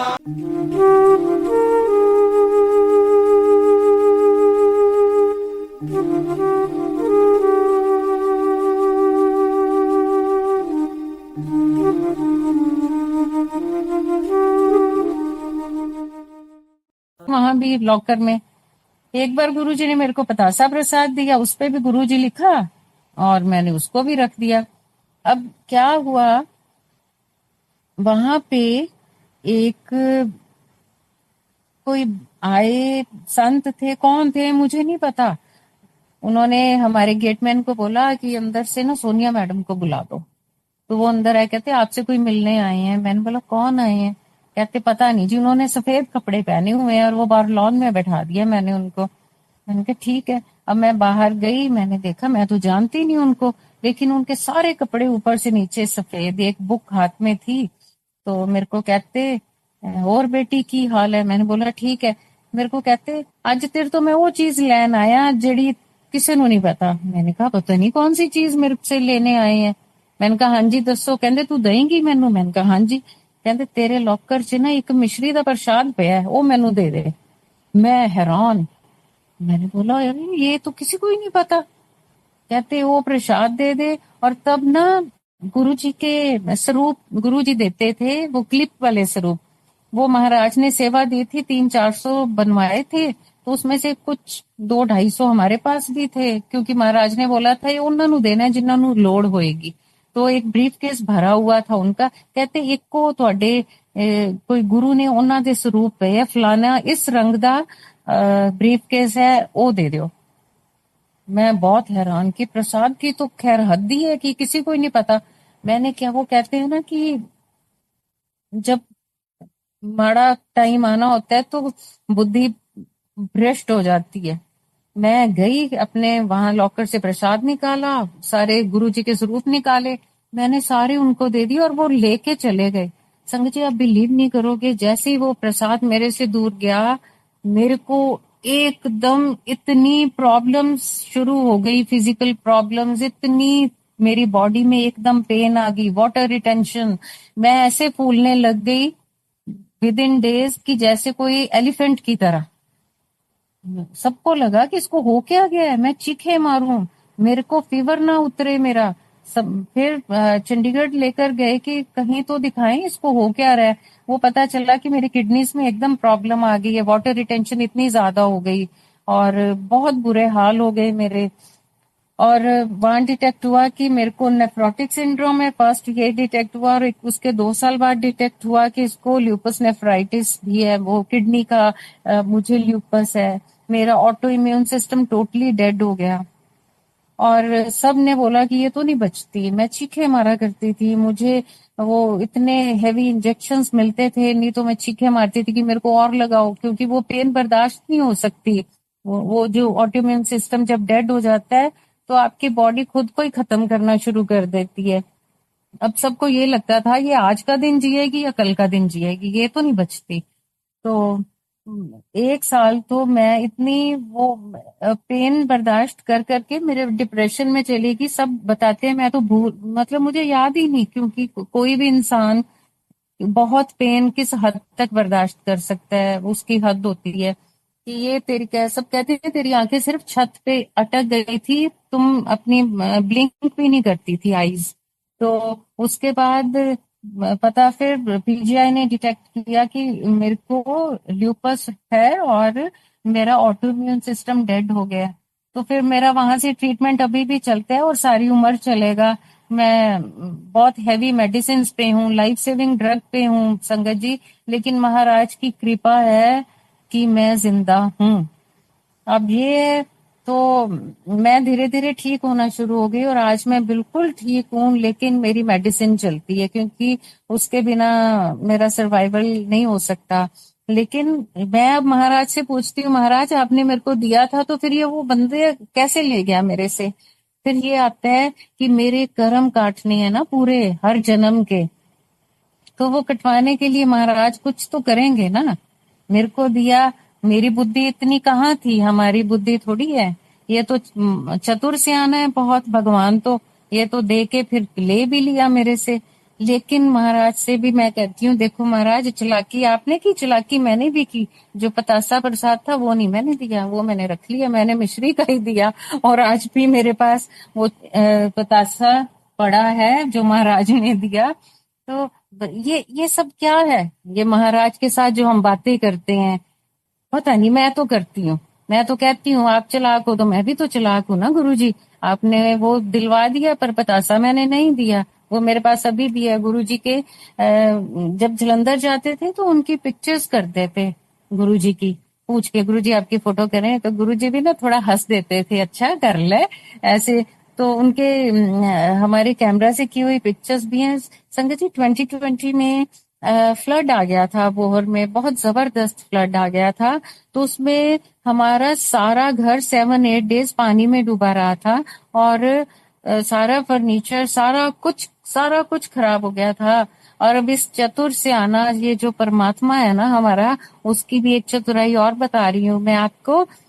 वहाँ गुरु जी का मैंने लगाया हुआ था, उस हमारे घर में हर जगह मैंने महाराज का एक सेट पूरा सिस्टम किया हुआ है। तो वो भी सारा डूबा हुआ था गंदे पानी में। फ्लड का पानी आप इमेजिन कर सकते हो कितना गंदा होता है। ड्रॉर्स में अंदर गुरुजी के स्वरूप जो फोटोग्राफ्स की थी उस टाइम कैमरा से, वो वाली, और पतासा प्रसाद वहीं पड़ा हुआ था। आप इमेजिन करो, फर्नीचर इतना अच्छा वो गल गया, लेकिन पानी के अंदर महाराज की पिक्चर्स और जो पतासा प्रसाद है जो कि एक पेपर नेपकिन में था, वो ना तो घुला पानी में, ना वो पानी में वो गीला हुआ। आप बताओ ये क्या है? ये महाराज है ना। मतलब इतने ये सब लोग हैरान कि सारा कुछ खत्म हो गया, सारा कुछ गल गया है, पानी में डूबा हुआ पतासा तो पता भी ना चलता गया कहाँ पे। तो ये महाराज का कोई अंत ना, वो कहते हैं ना, तेरा अंत ना पाया, ये वो है। ये सारी आप परमात्मा के साथ सारी अपने मतलब डेली रूटीन के भी कोरिलेट करो ना, तब आपको समझ आती है कि वो आपके साथ कितना है, वो हर पल आपके साथ है। ये हम समझ ही नहीं पाते हैं। महाराज का बहुत शुक्राना कि उन्होंने मुझे जिंदगी दी हुई है। नहीं तो ल्यूपस पेशेंट्स जो होते हैं, जो डॉक्टर होंगे, उनको समझ है कि उनका कितना बुरा हाल होता है। उनकी स्किन गल जाती है, इतनी गंदी स्किन हो जाती है, स्किन का कलर इतना गंदा हो जाता है, पिंपल्स इतने मोटे मोटे फोड़ों जैसे हो जाते हैं, स्टीरॉइड्स इतने हैवी लेती हूँ मैं, सारा कुछ, इतनी मेडिसिन। तो लेकिन महाराज की कृपा से मैं एक नॉर्मल इंसान दिखती हूँ। कोई जज नहीं कर सकता महाराज की कृपा से कि मैं I am going through this big, very big disease. तो पीजीआई में जैसे मैंने आपको बताया मेरा ट्रीटमेंट चलता है, तो वहां पे ना लंदन से कोई रिसर्चर्स आए हुए थे। तो मेरे डॉक्टर साहब उन्होंने कॉल की कि आप आ सकते हो यहाँ पे। तो मैंने बोला हाँ जी। तो एक्चुअली उन्होंने उनको ये बोला, क्योंकि इस पे रिसर्च चल रही है ल्यूपस पे, क्योंकि इसके जितने भी पेशेंट्स होते हैं वैसे बहुत रेयर डिसीज है, तो उनकी स्किन, उनका सारा कुछ खराब हो जाता है, उनका चेहरा, बॉडी शेप, सब कुछ। तो वो उन्होंने स्पेशल बोला कि हमारा एक पेशेंट है, ल्यूपस का है, और 15-16 साल से हमारा पेशेंट है, लेकिन आप उसको आप इमेजिन नहीं कर सकते कि वो ल्यूपस पेशेंट है। कहते हम मिलना चाहेंगे। तो उन्होंने मुझे कॉल की, मैं अबोहर से चंडीगढ़ आई। तो जब उनके कॉन्फ्रेंस हॉल में गए तो वो पूछ रहे थे पेशेंट कौन है, तब मैंने बोला मैं पेशेंट हूँ। तो वो सब, उनकी आंखें खुली की खुली रहेगी कि ये क्या, ये है। तो ये महाराज की कृपा नहीं तो क्या है, क्या है। तो महसूस करने की बात है ना, महाराज कितना कितना हर पल देते हैं। हम भूल जाते हैं, फिर दुनियावी बातों में आ जाते हैं, फिर वो सारा कुछ करने लग जाते हैं। तो बहुत असीम असीम कृपा है मेरे परमात्मा की मेरे ऊपर। तो मैं चाहती हूँ सब पे ऐसे ही रहे। संगत जी, जैसे मैंने बताया कि मेरे फादर इन लॉ को पामिस्ट्री का, एस्ट्रोलॉजी का बड़ा ही शौक, वो शौक से करते थे, ऐसे नहीं कि हाँ उनका कोई बिजनेस था या ऐसा कुछ नहीं। तो गुरुजी के पास जाते थे ना, उनके पास वही पन्ना, ब्लू सेफ्रॉन और डायमंड, अलग अलग तरह के येलो वाले स्टोन्स जो भी होते हैं, है ना, वो सारे तो लेके, तो गुरुजी को तो पता था। कहते डॉक्टर मैं तेनू ना किन्नी वार कहा आ तू ना ਜਿਹੜੇ ਪੱਥਰਾਂ ਦੇ ਚੱਕਰਾਂ 'ਚ ਪਿਆ ਨਾ ਇੱਥੋਂ ਨਿਕਲ ਜਾ, ਇਹ ਗੱਲ ਠੀਕ ਨਹੀਂ ਹੈ ਔਰ ਇਹ ਚੰਗੇ ਨਹੀਂ ਹੁੰਦੇ। हमेशा कहते थे ये तू कैलकुलेशंस ना करया कर, ये चंगियां नहीं हुंदियां। पर वही उनकी, वो हर कोई इंसान है ना आदत से मजबूर। तो एक दिन घर में, तब मेरी अभी शादी हुई थी, तो घर में ना मेरे को कह रहे थे कि तेरी ना कुंडली दिखा मेरे को। तो मैंने मेरे पास थी नहीं, क्योंकि मैं तो तब भी नहीं मानती थी इन चीजों को ना, अब भी नहीं। तो मैंने बता दिया कि हाँ ये डेट ऑफ बर्थ है, आप कर लो। तो देखते ही मेरे को कहते ओ हो, मैंने कहा क्या हो गया? कहते तेरे तो बच्चा ही नहीं हो सकता। मैंने कहा नहीं हो सकता तो ना सही, तो क्या बड़ी बात है ना, समझ नहीं होती ना उस टाइम की, हाँ क्या है। तो वही फिर शाम को गुरुजी के दरबार पहुंचे, एम्पायर स्टेट, तब हम नोएडा ही रहते थे। तो गुरुजी के मेरे आगे थे पापा, उन्होंने मत्था टेका। गुरुजी ने, डॉक्टर मैं तेन 100 बार क्या है, आ तू कुंडलियां कुंडलियां ना देखा कर, इन्ना च कुछ नहीं पिया। डांट पड़ गई, वो आगे निकल गए। अब पीछे मैं थी, कुड़िए तेनू मुंडा ब्लेस किता। और गुरुजी ने मेरे को बेटा दिया जो 7 जून को पैदा हुआ। तो वो क्या नहीं कर सकता, वो सब कुछ कर सकता है। वो ये भी नहीं बर्दाश्त करते कि मेरी संगत को कोई कुछ कहे। गुरुजी को सब पता है, वो उसी वक्त वो हिसाब किताब ले लेते हैं। तो महाराज का इतना शुक्राना मेरी जिंदगी में आने के लिए और मेरी हर चीज को देखने के लिए। अब क्या, अब महाराज का मैं एक दिन की बात है, महाराज वैसे तो तब बहुत कम बोलते थे, जब एम्पायर स्टेट में आए तो एक दिन बड़े गुस्से में उन्होंने ना किसी को बोला, वो आए थे, कोई पॉलिटिशियन थे, वो काफी पैसों का बड़ा बैग लेके आए, रखा गुरुजी के सामने और बोलते लो हुन तुसी ऐ करो, आप पैसा ते तुसी ना मेरी मतलब मेरी सारी प्रॉब्लम्स मेरे को जो हैं वो ठीक कर दो। उनको कोई फिजिकल प्रॉब्लम थी काफी बड़ी। अब महाराज 1 मिनट के लिए तो ऐसा हुआ और उन्होंने क्या बोला, 3 लोक नु पालन वाले नु तू देगा पैसा, तेरी ये औकात, आज चक अपना पैसा ते इथों निकल जा। गुरुजी ने उसको ये बोला, बड़े गुस्से में गुरुजी सारे, मैं तो डर ही गई। मैंने कहा मैंने तो कभी नहीं गुरुजी को ऐसे देखा। तो गुरुजी बोले, मैं ਤੁਹਾਡੇ ਵਰਗਾ ਹੱਡ ਮਾਸਟਰ ਬਣਿਆ ਹੋਇਆ, ਮੈਂ ਇਸ ਧਰਤੀ ਤੇ ਤੁਹਾਡੇ ਲੈਵਲ ਤੇ ਉਤਰ ਕੇ ਆ ਗਿਆ, एक गंदगी च आ गया मैं, तुसी फिर नहीं मैनू पहचान पाए मैं कौन हाँ। हम गुरुजी तो अपना गुस्सा दिखाया, और मेरा ध्यान था कि ये हड्ड मांस के नहीं बने तो किस चीज के बने हैं। बड़ी खलबली मची, भाई ये क्या है, मैं तो रोज इनको देखती हूँ, हमारे जैसे लगते हैं, आज कह रहे हैं कि मैं थोड़े वर्गा नहीं हाँ। अब मेरे तो हो गया, मैं अब क्या करूं, अब तो मत्था टेक के बैठ चुके हैं, है ना। अब गुस्से में भी हैं, इतनी हिम्मत भी नहीं कि जाते हुए भी हाथ लगा ले महाराज को। ठीक है, अगले दिन आए मेरे, तो महाराज जान ही जान, उनको पता था इसके क्या चल रहा है। मैंने कहा आज तो जैसे ही मत्था टेकने की बारी आएगी मैंने महाराज को पकड़ लेना है, कुछ भी, हाथ पकड़ लूं, पैर पकड़ लूं, अब मैंने देखना है ये किस चीज के बने हैं।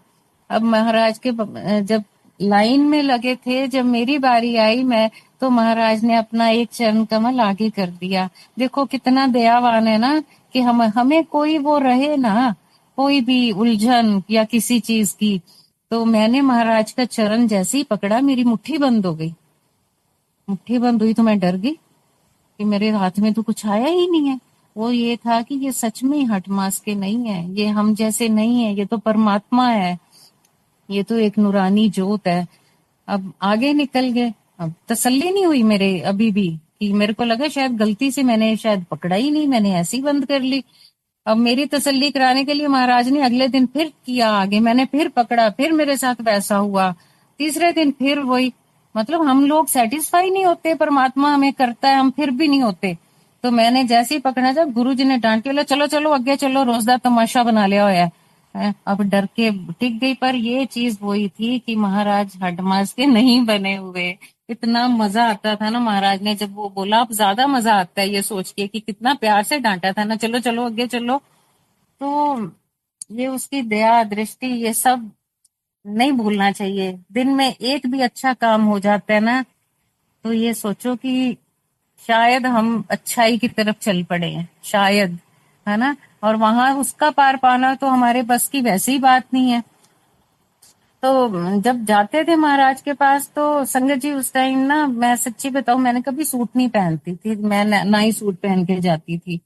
तो स्कर्ट्स और अपनी ड्रेसेस पहन के, तो एक दिन गुरुजी ने ना बोला कि तुसी ना सोने सोने बन के आया करो, है ना, क्योंकि मैं थोड़े सारे दा खसम आ, सोने सोने बन के आया करो। अब उनका तो मतलब था सोने बन के आया करो, अपना अंदर का साफ सुथरा रखो, कोई द्वेष है किसी के लिए, कोई चालाकियां, कोई ठगियां, कोई चोरियां, ये चीजें खत्म करके अपने आप को साफ बनाओ, सुंदर बनाओ। अब मेरे मन में आया कि महाराज ने तो मेरे को कह दिया है, मैं तो ऐसे ही आ जाती हूँ जैसे बैठे होते हैं, चलो चलना है महाराज के पास। अब क्या, अब मेरे को बड़ा ही फील हुआ, बड़ा। अब अगले दिन मैंने कहा नहीं नहीं, कल तो मैं ना पूरा सज के आऊंगी जैसे महाराज ने बोला है। अब जाते ही मैंने अपनी हैवी साड़ी, ज्वेलरी, सारा कुछ ठीक करके रख दिया कि कल जाने से पहले कोई भी चीज की कमी ना रह जाए, सब मैचिंग होना चाहिए। निकाला अगले दिन, जैसे आवाज आई चलो अभी चले। महाराज की बड़ी कृपा थी कि हम रोज जाते थे महाराज को मिलने। महाराज ने कभी नहीं कहा था कि डेज फिक्स नहीं किए थे, चले जाते थे। और महाराज बहुत प्यार करते थे। अब गए तो सारे कहते आज ये बाहर नहीं निकल रही, लेट हो रहे हैं। अब जब मैं निकली तो सारे हंसे मेरे पे, कहते तू क्या बन के जा रही है। मैंने कहा क्या बन के जा रही। मैंने कहा आपने सुना नहीं कल महाराज ने कहा था सज के आया करो, सोने बन के आया करो। मैंने कहा मैं तो बन गई। मैंने कहा आप लोग फिर आज वैसे ही जा रहे हो। बैठे गए महाराज के पास। अब एम्पायर स्टेट के बाहर पहले ना बरांडा आता है ना, तो हम पहले वहीं जुतियां उतार देते थे, वहीं उतारा। स्टेयर केस 2-3 नीचे उतरी। मैंने राइट साइड नीचे से झांक के देखा हॉल में कि सारे बन के आए होंगे। मैंने देखा सारे वैसे ही आए थे जैसे आते हैं, एक मैं थी ऑड। मैंने कहा मर गया, मैं क्या करूं, ये तो सारे मजाक सा लग रहा है मेरे को कि मैं अलग सी लग रही हूँ। मेरे मन में अभी आया ही था, क्योंकि महाराज के आने का भी टाइम नहीं हुआ था, ऊपर तैयार होने गए हुए थे। मेरे मन में जैसे ही आया ना महाराज एकदम मेरे सामने, एकदम, और दोनों आर्म पिट में दोनों हाथ उनके, और नीचे मुझे देख के ना हंसना शुरू कर दिया गुरुजी ने। मैंने कहा आज तो बड़ी अच्छी बेइज्जती होगी, गुरुजी भी हंस रहे हैं मेरे ऊपर, है। अब गुरुजी हंसे तो मुझे लगा धरती फट जाए और मैं अंदर चली जाऊं, अब मैं करूं क्या, है। तो महाराज ने देखा कि मेरा तो रोना निकल गया, तो महाराज हंस के कहते हैं चंगी लगी जानी है, सोनी लगी जानी है कमली जी, है रोई क्यों जानी है। अब महाराज इतना प्यार करते थे ना, मेरी अटेंशन डाइवर्ट करने के लिए उन्होंने बोला अपनी पूनम है ना गुरुजी की भतीजी, आपको ओदे वास्ते मुंडा वेखना है, साथ में रो रही हूँ, साथ में सिर हिला रही हूँ, हाँ जी, है। तो ऐ कर तेरा भरा हैगा कोई। मैं क्या हाँ जी। ਆਪਾਂ तू गल करिए फिर पूनम दी। मैं क्या गुरुजी वो ना ड्रिंक करता है, नहीं नहीं वो नहीं, पूनम के लिए ठीक नहीं है। अच्छा फिर तू ऐ करी, तू देखी कोई होर मुंडा होए ना तो फिर मैनू दसी। मतलब महाराज जो सब कुछ जानते हैं, एक ना चीज को एक बहलाने के लिए, देखो हमारे लेवल पे उतर आए परमात्मा, हमारे लेवल पे उतर के मेरे को बहलाना, मेरी अटेंशन डाइवर्ट करने के लिए मुझे कह रही हैं फिर मुंडा कोई होर होए ना तो मैनू आके दसी, अपा ना ਇਹਦਾ ਵਿਆਹ कर दिए हुन, है। मैं कहनी हाँ जी। मैनू फिर कहा जा उत्थे जाके बैठ जा, मेरे को आगे आगे गुरुजी ने फिर बैठाया। तो अब सोचती हूँ ना तो लगता है वो हो हम जान ही नहीं पाए, है ना। और उस परमात्मा को अपना छोटी सी बात के लिए भी वो देखो प्रकट हो गए उसी वक्त मेरे सामने, है ना, दर्शन दिए और मेरे को क्या सहला रहे हैं कि कमली जी रो ना, तू चंगी लगी जानी है ना। तो उसकी महिमा कैसे करें, इन चीजों के पीछे क्या राज है, ये सब जो उसने रचना कि क्योंकि ये सब कोई ये ऐसे ही जो महाराज की ये जो कथा कहानियां बातें ऐसे ही नहीं है संगत जी, इनके पीछे बहुत बड़े राज होंगे। जो महाराज आए, बातें की, और इतना कुछ दिया है महाराज ने, इतना कुछ किया है, कोई छोटी बात नहीं है। महाशिव के सामने बैठना बहुत बहुत बड़ी बात है। और उससे बड़ी बात है कि महाराज बड़े मंदिर से संगत के सत्संग शेयर करवाते हैं, इतने बड़े प्लेटफॉर्म से। बहुत शुक्राना है महाराज का, बहुत शुक्राना है। संगत जी एक बार क्यों गुरु जी हमेशा कहते थे मैनू फॉर ग्रांटेड कभी ना लेना, और आज भी संगत जी महाराज को फॉर ग्रांटेड कभी मत लेना। ये जो आजकल चल रहा है ना, इतना पैसों का घोटाला, लोग और तो और एक नई बातें आजकल लोग कर रहे हैं। संगत अपने ग्रुप बनाए हुए हैं, टीम है, हमारी टीम फलानी जगह जाके सत्संग करेगी, इतना पैसा दे देना, उसमें सारा खाना भी हमारा, बर्तन भी हमारे, सेवा भी हमारी। अरे सेवा बिक गई है, ये चीजें बिकने लग गई हैं। सेवा होती है मन से, भाव से, प्यार से, और मेरे महाशिव के लिए क्या बिके हुए सेवक आएंगे? वो भी महाराज जरूर बताएंगे, इन सब चीजों का जरूर हल होगा, देखना संगत जी। क्योंकि महाराज को फॉर ग्रांटेड नहीं लेना। इस पे मैं एक सत्संग सुनाती हूँ आपको, बड़ा प्यारा सत्संग महाराज का। जब हम जाते थे महाराज के पास तो कभी ऐसा नहीं होता था कि महाराज लंगर किए बिना आने दें। हालांकि बहुत सारी संगत को उठा उठा के कहते थे जाओ जाओ चलो अपने घरां चलो, शो इज ओवर, चलो आपका टब्बर चुकोते जाओ। तो उसमें से हम उन कुछ फैमिलीज में से थे जिनको महाराज कभी ऐसे नहीं जाने देते। वो ये कोई वो बात नहीं है कि मैं बहुत अपने आप को कोई हम बहुत बड़े थे, नहीं, वो हमारे कर्म कटवाने के लिए हमें बैठा लेते थे। उनके कर्म अच्छे थे, उनके कट चुके होंगे तो उनको कहते थे जाओ करानू, है ना। तो उस टाइम ये बातें नहीं समझ आती थी, हमारे माड़े कर्म बहुत थे हमारे साथ, तो इसलिए हमें बैठाते थे, रात के देर देर तक बैठाते थे, घुमाने भी ले जाते थे गुरुजी। तो मैंने इस चीज को फॉर ग्रांटेड लिया। हमारा जो कुक था वो छुट्टी पे चला गया। अब मेरे को कोई बात नहीं, डिनर तो वहीं हो जाता है। मैंने ये नहीं कि लंगर प्रसाद होता है, मैंने कहा डिनर वहीं हो जाता है महाराज के पास, बाकी लंच क्या कभी बाहर से मंगा लो।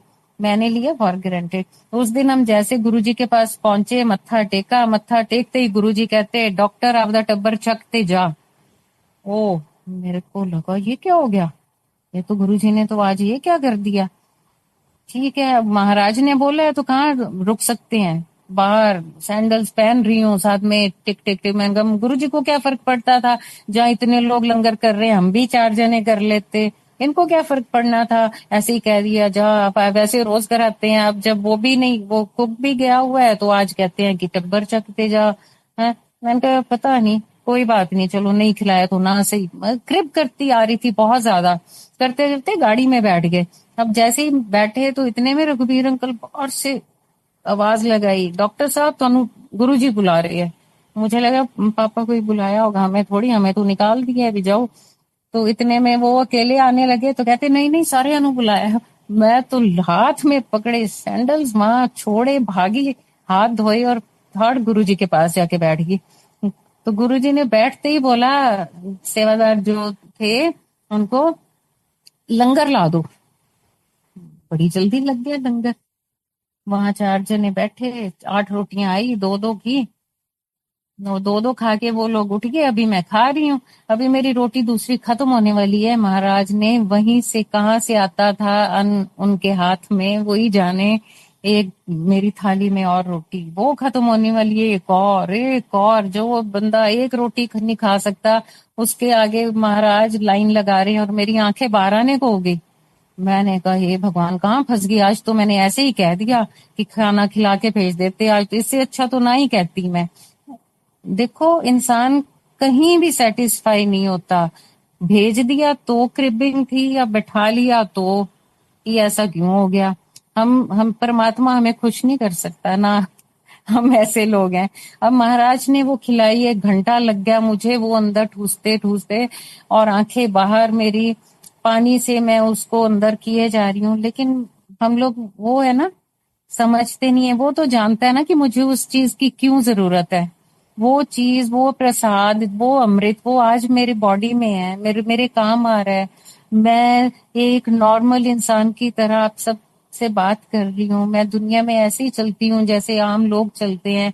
हालांकि मेरे जैसे जो पेशेंट है वो बेचारे चल भी नहीं पाते, चलना भी मुश्किल होता है, इतनी पेनफुल डिसीज है ये। तो महाराज के कितने शुक्राने करें, जितने करें उतने ही कम है। संगत जी, बहुत सारे सत्संग शेयरिंग अगर मैं और करूं तो शायद 2-3 घंटे मेरे को और चाहिए, लेकिन समय को देखते हुए, सारी संगत के टाइम को देखते हुए मैं आज यहीं विश्राम दूंगी अपनी वाणी को। और मेरे से जो गलती, भूल, चूक जो भी, कि अगर किसी कोई हर्ट हुआ तो मैं माफी मांगती हूँ। मैं महाराज से माफी मांगती हूँ, मैं अपनी संगत जी से माफी मांगती हूँ। जय गुरु जी, शुक्राना गुरु जी, थैंक यू। बड़े मंदिर के जितने भी ऑर्गेनाइजर्स हैं उनको मेरा बहुत बहुत थैंक यू। जय गुरु।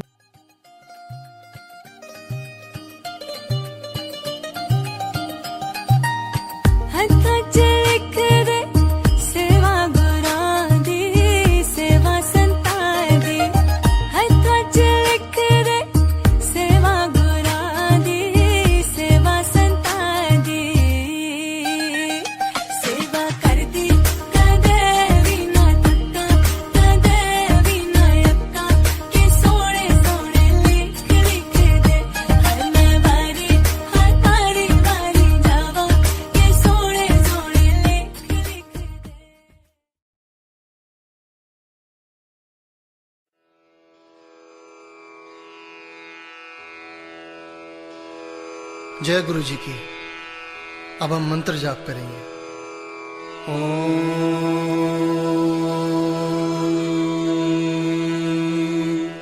नमः शिवाय। शिव जी सदा सहाय।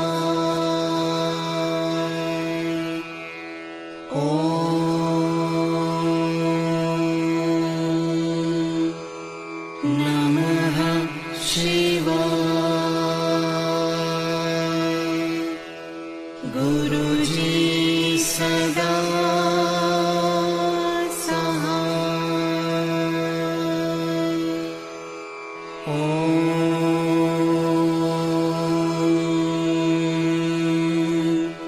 नमः शिवाय। शिव जी सदा सहाय। ओम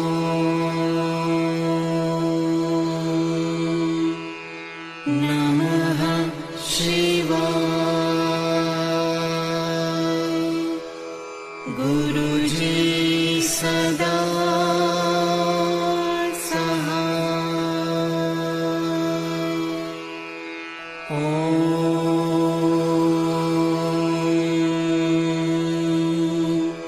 नमः शिवाय। शिव जी सदा सहाय। ओम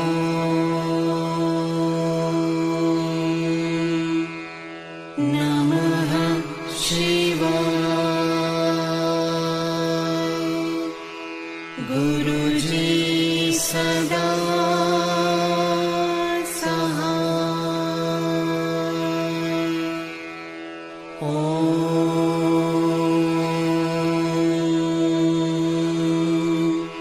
नमः शिवाय। शिव जी सदा सहाय। ओम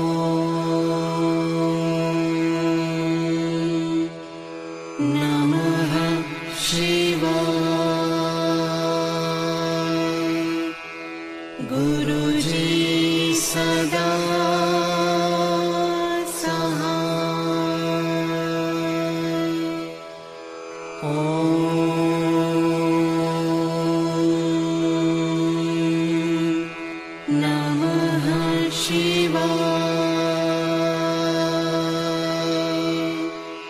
शिव जी सदा